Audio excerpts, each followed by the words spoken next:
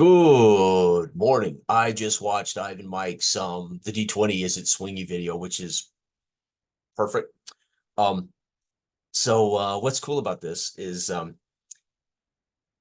is 100% right on every level. What I was going to add to that is but it is human nature when you think you're like when you're right there, right? You can imagine that you were this close. But one way to one way to understand, let's say you're playing an OSR D20, or let's say you want to really understand what this means. And this is what happens when the D20, when the attack matrix tables were removed from D&D, right? And we started just looking at the D20 and adding or subtracting a number from the D20, you start to look at the number on the die as the abstract event, as opposed to the matrix. Will hit armor class 11, right? And I grew up, I grew up with that was the concept. You were looking at the armor class and you knew what you needed to hit a number on the armor class matrix. So you were thinking about the armor class. You weren't thinking about the D20, right? At least I wasn't growing up. But I began to process the D20 a particular way when the matrix, attack table matrix, was taken away. And because I spent all of my D&D, my formative years from 11 to 26 or whatever, playing a Moldve, basically Moldve. So this to hit armor class 0, right, which was I think advanced D&D, right? Again, there was this kind of matrix idea. When we began to modify it with those ratings, I think that's when people began to see it as I was this close, but you weren't. You were 5% from any number, right? Which is what this is the thing about dice, right? Is probability, is randomness. Probability matters when it's the probability of an event occurring, right? So what's the probability of any number occurring with a D20? 5%, period. That's it, right? However, I could roll 6 4s in a row. Well, that probability clearly, if I stopped in just those 6, that's 100%, right? So that's the randomness of it, right? We can't really predict that, right? So now when I talk about variable range and why we chose the D12 in the design of Dark Age of Man, why did we choose the D12? Well, there were a couple reasons. One, my original game was D10, easy numbers, right? 10% chance of any number coming up, but it was a little too narrow. The D6 way too narrow, right? We're going to hit 17% is going to be always bad, and 17% is always going to be always good. So you're like, okay, let's stretch that out where any number can come up at a rate that's not right. So the D12 gives us a variable range, and the reason I refer to the variable range is we do add your attributes are added to the die to achieve a number. So the 8.3% variable chance of any number coming in the D12 is still true, but because we're adding numbers, I refer to the range of a chance to get success, right? So that's just what you think of when you design a game. The other thing that's so important to Dark Age of Man and our setting and how this is why I say you can't cherry pick something. When somebody says, "Oh, it's a D20 game," and then people just immediately go, well, how is the D20 being used, right? What is the game design intent and how the D20 is actually used by the system? So these things can't be just, you have to understand the game design intent. So why did we choose the D12? Because I wanted there to be that 8.3% chance of a critical fail and a critical success. I wanted a range of enough numbers that could exist that weren't criticals, but for our game to have that punch in danger. That game, when you're in a fight with a Viking and we only have a 4 wound system. The 5th wound, you're dead, you're dying, right? You can sunder something, you can narrate how you took the damage to your arm to survive. You can put something in the way of your death blow, right? To preempt instant death, right? That's part of it. But a sword fight with a creature, you hit that D12, what you add to it for flourish as a critical, knocking him down or wrecking his weapon or causing 2 wounds to the creature, whatever, right? We wanted those variables to come up a little more often than the D20 when I was designing the game. Now, Dell and I didn't necessarily discuss that range, but I knew that for our game to be what I wanted it to be, as a faster, dangerous, kind of highs and lows action results, I wanted that to occur with a little higher percentage of chance. And so game design intent to go along with what it is you're trying to achieve atmospherically at the table, or in how they approach combat, or how they approach dangerous events, or how they approach uh, uh, um, trying to intimidate the king with their prestige, right? Are they willing to risk the biscuit if they have zero prestige and say something to the king that could get them literally in the stocks or get their head cut off, right? You don't have any kind of way to modify that up if that king's DV is 8, right? You're really risking the biscuit, right? You're giving yourself only 4 numbers on that die to at least achieve success. So if you hit that 12 in that 4 numbers, right, for a peasant telling the king what up, right, could be a very dangerous decision. But there's an 8.3% chance that you're going to critically fail when you call the king out as a peasant. And that critical failure might literally be the punishment might be an ordeal, right? The king makes you carry a hot kettle from one end of the street to the other end of the street, severely burning and scarring hands.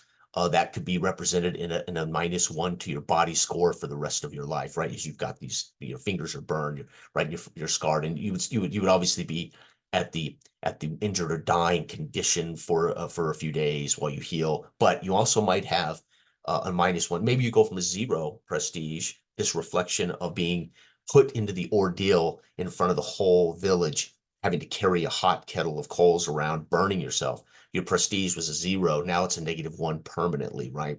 You're now an outlaw, an outcast, right? So system design and what die range we choose and which die we choose, it matters, right? Dice pools, 100 percentile die, what are we looking for? So when somebody says, I just like D100 period, well, then you must like those kind of games, because not every game, the D100 wouldn't work for every design intent. So there are these tools we use, whether there's a deck of cards with the variables and randomness of events in a deck of cards, or whether it's a die, whether we're just trying to look for one number on the die or a range of numbers on the die, or we're trying to, yeah. So brilliant video though, because he's right. It is not swingy. It's a 5% chance any single number will exist. So the reason I made this video, and ironically, I wasn't going to get into all this, but the reason I made this video was one way to unlearn this is to get back to the armor class matrix table, right? When you're looking at the die only, to understand what armor class you would hit on the table. So Jose and Eloy, this is how they grew up playing as well. Jose's great at saying, I hit armor class 2. That tells Ivan he hits armor class 2, and he also hits anything worse, armor class 3, 4, 5, right? And all Jose is saying is, I am successful toward these things, without Ivan having to tell us what the armor class is. So it's a mystery to us, right? Or it's a mystery at that table. What's happened is everybody knows the armor class. Oh, you need to hit armor class 12, Joe. And everybody starts flinging dice around the table, adding their +3 to hit. And before you know it, right, it's just that. So the other way you could unlearn this is to start allowing players to only narrate the success. The failure, that's the GM's job, right? No. Say what you want to do. I'm in melee with the goblin. Okay, roll the dice. Yes or no, right? And the GM narrates instantly. If everybody can see that die, and we all know he failed, the GM snatches away from him that narration. You didn't narrowly miss. The GM narrates, how the fight is transpiring, right? It has nothing to do with hitting or missing. It has to do with are you actually affecting the other variable? Are you causing an effect upon the other thing, right?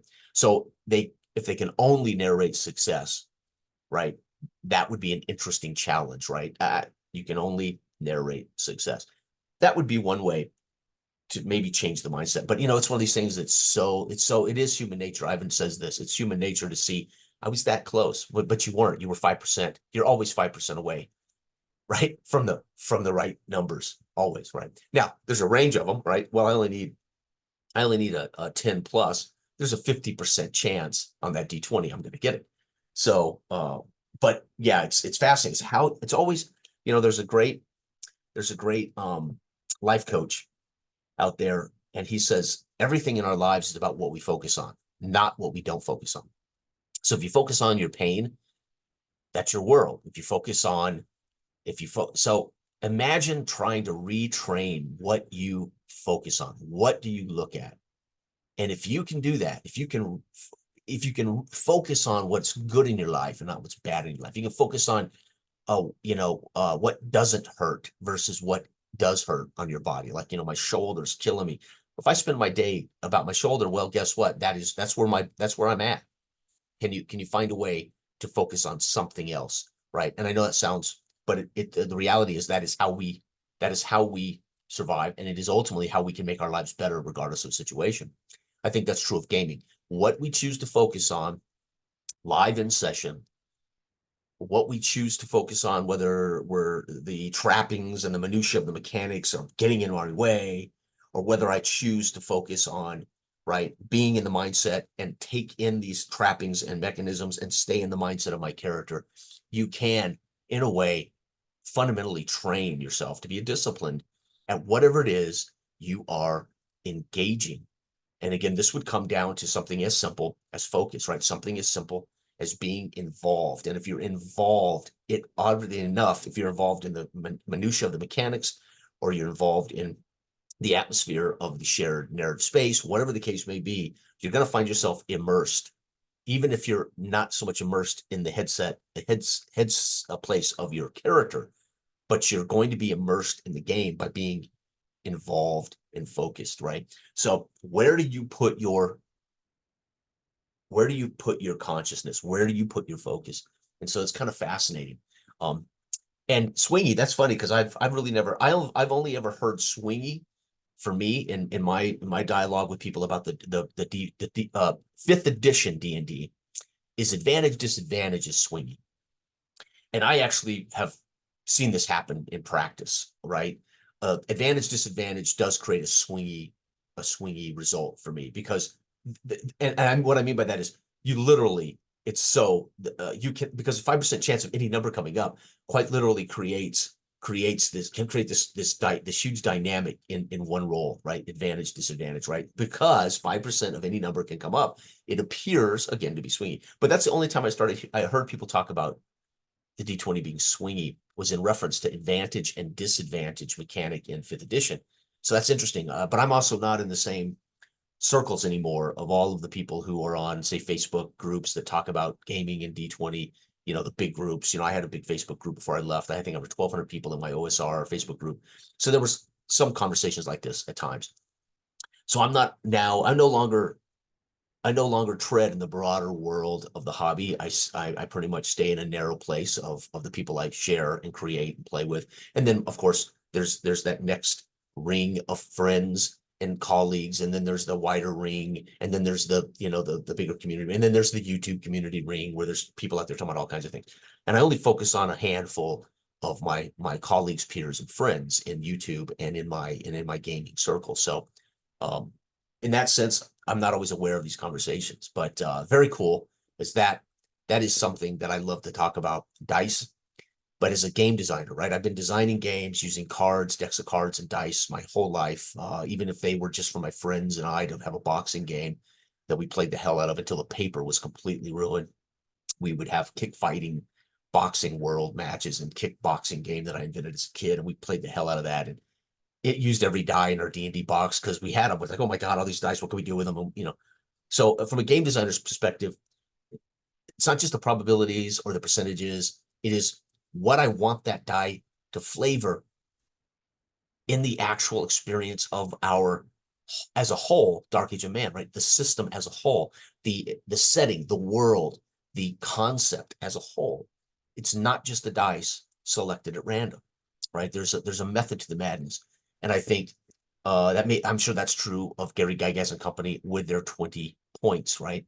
Their 20, I can't remember. Originally, I don't think they had a D20. They had to use it. They had to use a two 0 to 9 dice, if I remember right. I think the D20 came along after their advent of the game. So I'm not certain exactly how they were getting random numbers. So that's another thing, right? How was Gary and company getting those random numbers? If they were using chainmail, then they were using dice probably provided in the chainmail recommendations. And I offhand cannot remember what the original chainmail asked them to do. But I thought about this. When we use the attack matrix we viewed the d20 differently. When the d20 became the direct correlation to whether I'm hitting or missing, the game became hit, miss, hit, miss. Oh, I was so close. Oh, critical, right? But when we were using the attack matrix armor class table, I think that was kind of a wedge between seeing that die as a variable. We were seeing it for determining a random number, right? So that's fascinating. I would love to know the psychology behind that. All right, thanks. Another great video, Ivan, inspiring me to put out my stuff. All right.